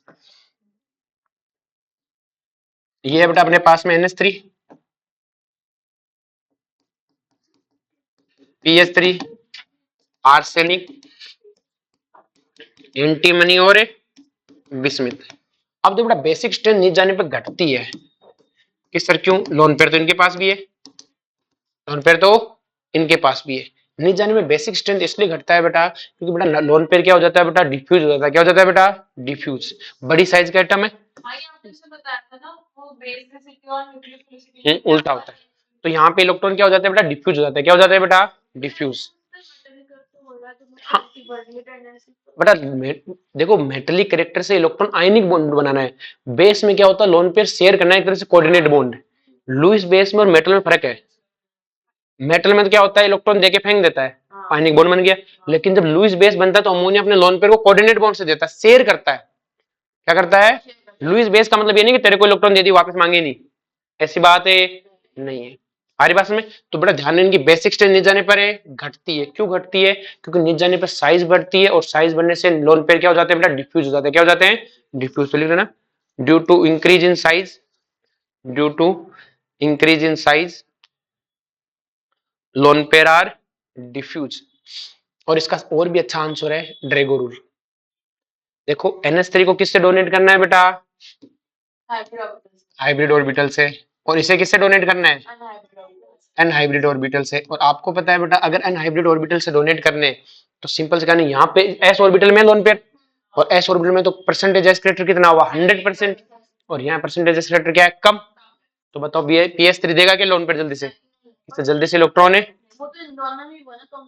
पर इन दोनों में फिर वही तो, इनमें सब में क्या हो गया फिर? साइज के हिसाब से डिफरेंस आ गया ना। इनमें डिफरेंस, भाई नाइट्रोजन तो बहुत इलेक्ट्रोनेगेटिव है ना, तो साइज में कोई ज्यादा डिफरेंस है नहीं है। हमारी बात में बोलो कोई दिक्कत है? और एक रह गया बेटा, अब देखो ध्यान से, नेक्स्ट इनकी रिड्यूसिंग नेचर पूछता है। रिड्यूसिंग नेचर कौन होता है बेटा? दूसरे को रिड्यूस करना, खुद को क्या करना? ऑक्सीडाइज। तो देखो अपने ऑर्गेनिक में डेफिनेशन पढ़ा है कि दूसरों को रिड्यूस करोगे, खुद को ऑक्सीडाइज। खुद को ऑक्सीडाइज करो मतलब क्या हो गया? हाइड्रोजन काटना। हाइड्रोजन काटना क्या है? ऑक्सीडेशन। भाई ये पढ़ रखा है ना भाई, रिड्यूसिंग एजेंट का मतलब क्या हो गया? दूसरों को रिड्यूस करे, खुद को ऑक्सीडाइज। और खुद को ऑक्सीडाइज कौन करेगा बेटा?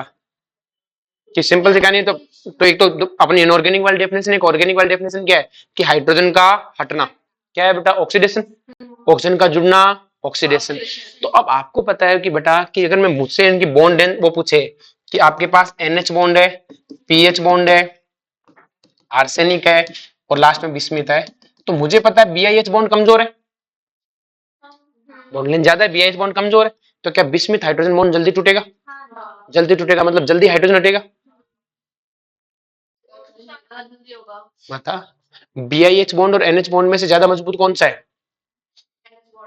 बॉन्ड मजबूत है मतलब हाइड्रोजन जल्दी से अलग नहीं होगा, जबकि BiH बॉन्ड जल्दी टूटेगा क्योंकि बॉन्ड एनर्जी क्या है? कम।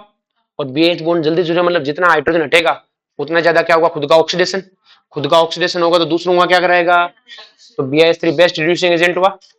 तो अपन इसका आंसर क्या बोलेंगे? Due to less bond energy in BiH। Clear है? इनकी बॉन्ड एनर्जी क्या होती है बेटा? कम। BiH bond energy is less as comparison to other elements. तो अगर BiH बॉन्ड एनर्जी कम है तो BiH बॉन्ड जल्दी टूटेगा, जल्दी टूटेगा तो खुद का ऑक्सीडेशन जल्दी, खुद का ऑक्सीजन जल्दी दूसरों का रिड्यूस होंगे, तो क्या हो जाएगा? Best reducing agent. आगे समझ में? अब नेक्स्ट है डाई नाइट्रोजन।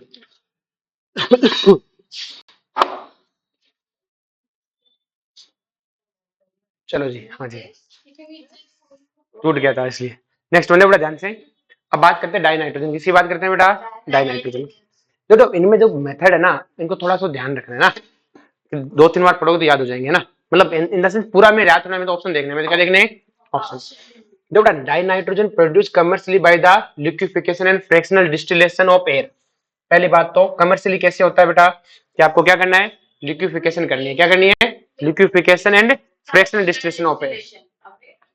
फिर नेक्स्ट वन, लिक्विड नाइट्रोजन का बॉइलिंग पॉइंट कितना है? 77.2 केल्विन। ठीक है। और लिक्विड ऑक्सीजन का कितना है? 90 के। तो बताओ पहले कौन लिक्विफाई होगा?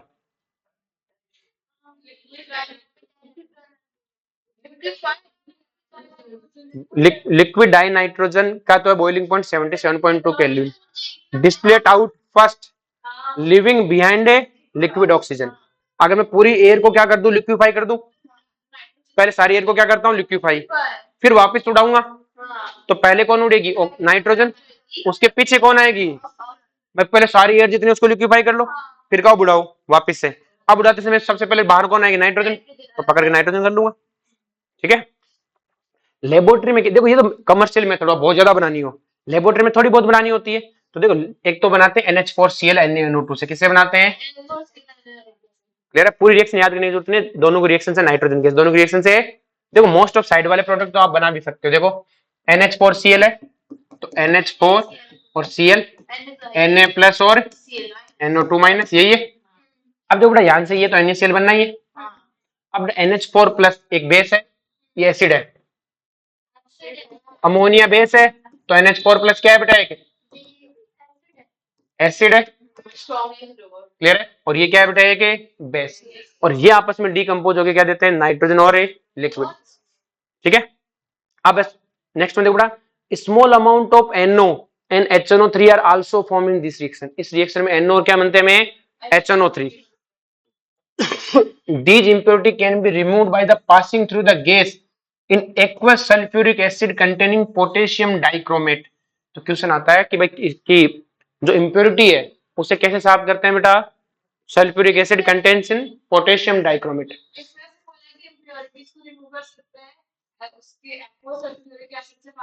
कंटेनिंग पोटेशियम डाइक्रोमेट, ये जो यहाँ पे ये बन रहा है ना बेटा यहाँ पे, तो इनमें से हमें NO और HNO3 को हटाना है। क्लियर है। तो यहाँ जो बना है बेटा साथ में जो N2 हमारी गैस बनी है उसके साथ में ये इम्प्योरिटी है। ठीक है। अरे तो रिएक्शन में नहीं, साथ में साइड रिएक्शन भी तो हो रही होती है ना, इसमें तो सिर्फ रिएक्शन वो लिखी है जो नाइट्रोजन बन रहा है, जिसमें क्या बन रही है, नाइट्रोजन। डीकंपोज होके NO और HNO3 बनने के चांस होते हैं कि सर NO और HNO3 कहां से बन जाएंगे, NH4 प्लस है, ये H प्लस दे देगा, बन गया HNO2। क्लियर है। ऑक्सीडाइज होकर HNO3 भी बन सकता है, शायद इंप्योरिटी बनने के चांस होते हैं ना। नेक्स्ट दूसरा है बेटा कि thermal decomposition of ammonium chromate, और नेक्स्ट वन है बेरियम एजाइड। तो बेरियम एजाइड के जगह सोडियम एजाइड भी यूज कर सकता है। क्या यूज कर सकता है, तो जो सबसे प्योर मेथड है इनमें तीनों में अगर याद करोगे, कहां पे, सॉरी, क्लियर है। अगर आप ध्यान से देखो तो इन तीनों रिएक्शनों में ये सबसे बेस्ट रिएक्शन है।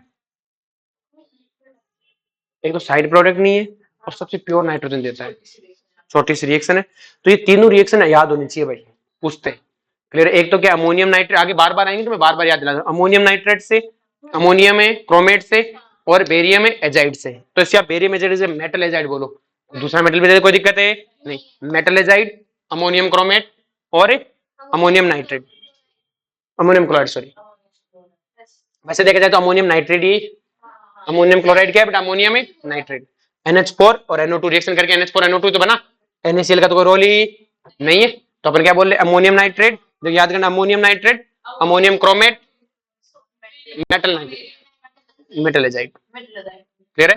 तो क्या क्या हो गया, ammonium nitrate, chromium, ammonium chromate और मेटल एजाइड। प्रॉपर्टीज की बात करें, कलर, ये कोई आप करने की जरूरत नहीं है, कलरलेस, आउटलेस, टेस्टलेस, नॉन टॉक्सिक। ठीक है। नाइट्रोजन एटम है टू स्टेबल आइसोटोप। नाइट्रोजन के दो आइसोटोप्स होते हैं, एलोट्रोप से नहीं है। It is a very low solubility in water, पानी में बहुत कम सोल्युबिलिटी, बस ये याद रखनी है, क्योंकि बड़ा पानी के साथ कोई बॉन्ड वॉन्ड तो बनाएगी नहीं। क्लियर है। तो बहुत कम सोल्युबिलिटी, बाकी कुछ याद करने की जरूरत है नहीं है। Di nitrogen rather inert at room temperature, क्यों, क्योंकि एन ट्रिपल बॉन्ड है, एन सिंगल बॉन्ड स्ट्रॉन्ग नहीं है, एन ट्रिपल बॉन्ड तो स्ट्रॉन्ग है। Higher the bond enthalpy of N triple bond है N. Increase rapidly with rise in temperature, reactivity है वो टेम्परेचर बढ़ाने के साथ बढ़ सकता है, क्योंकि टेम्परेचर बढ़ाओगे तो एन ट्रिपल बॉन्ड टूटने लग जाएगा। At high temperature directly combine with some metal, directly कुछ मेटल के साथ क्या करती है, कंबाइन करती है, and predominantly ionic nitride form करती है। क्या बनाती है बेटा, नाइट्राइड। अब आपको पता है नाइट्राइड क्या होता है, N3-। क्लियर है। देखो ये तो एजाइड है, ये तो कौन है, एजाइड, और ये कौन है, नाइट्राइड। क्लियर है। ये उसमें कोऑर्डिनेट वाले में लिगेंड से याद रखना है ना। तो N3- है, और पता है लिथियम के साथ कराओगे तो क्या बनाएगा, इस पे +1 है, Li3n। मैग्नीशियम पे कितना चार्ज होता है, +2, Mg3 हीट पे बनेगा। और देखो लिथियम मैग्नीशियम ये काम क्यों करते हैं, दोनों डायगोनल रिलेशन दिखाते हैं। क्लियर है। दोनों क्या दिखाते हैं, डायगोनल रिलेशन, लिथियम और मैग्नीशियम। नेक्स्ट वन है बेटा, अब ये कंबाइन होती है किसके साथ में बेटा, N2 + H2 कंबाइन होकर क्या बनाती है, अमोनिया। क्या बनाती है, अमोनिया। कौन सी मेथड है, हेबर प्रोसेस, अभी पढ़ेंगे थोड़ी देर बाद में। क्या है बेटा, हेबर प्रोसेस। इसी तरह से बेटा dinitrogen combine with dioxygen at very high temperature and form NO gas, ये आपका ओस्टवाल्ड प्रोसेस, आगे चल के पढ़ेंगे, थोड़ी देर रुक जाओ। ठीक है। दोनों रिएक्शन को अभी पढ़ने की जरूरत है नहीं, अभी ओस्टवाल्ड प्रोसेस में पढ़ेंगे, तो यहाँ पे पढ़ के टाइम वेस्ट करने की जरूरत है नहीं है। मेन काम क्या है, देखो काम की बात करें तो dinitrogen manufacture of ammonia, ammonia का मैन्युफैक्चर करती है।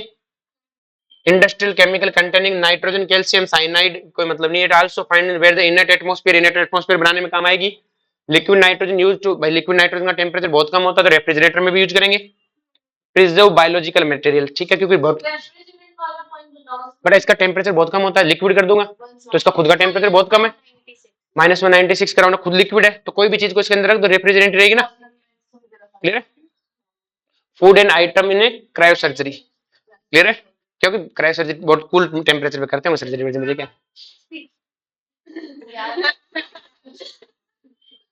अरे तो क्रायो सर्जरी होगी ना कोई यार, मुझे क्या है क्रायो सर्जरी से। सोडियम एजाइड है बेटा, तो ठीक है इसको ये वही रिएक्शन है बेटा, metal azide. Why nitrogen is less reactive?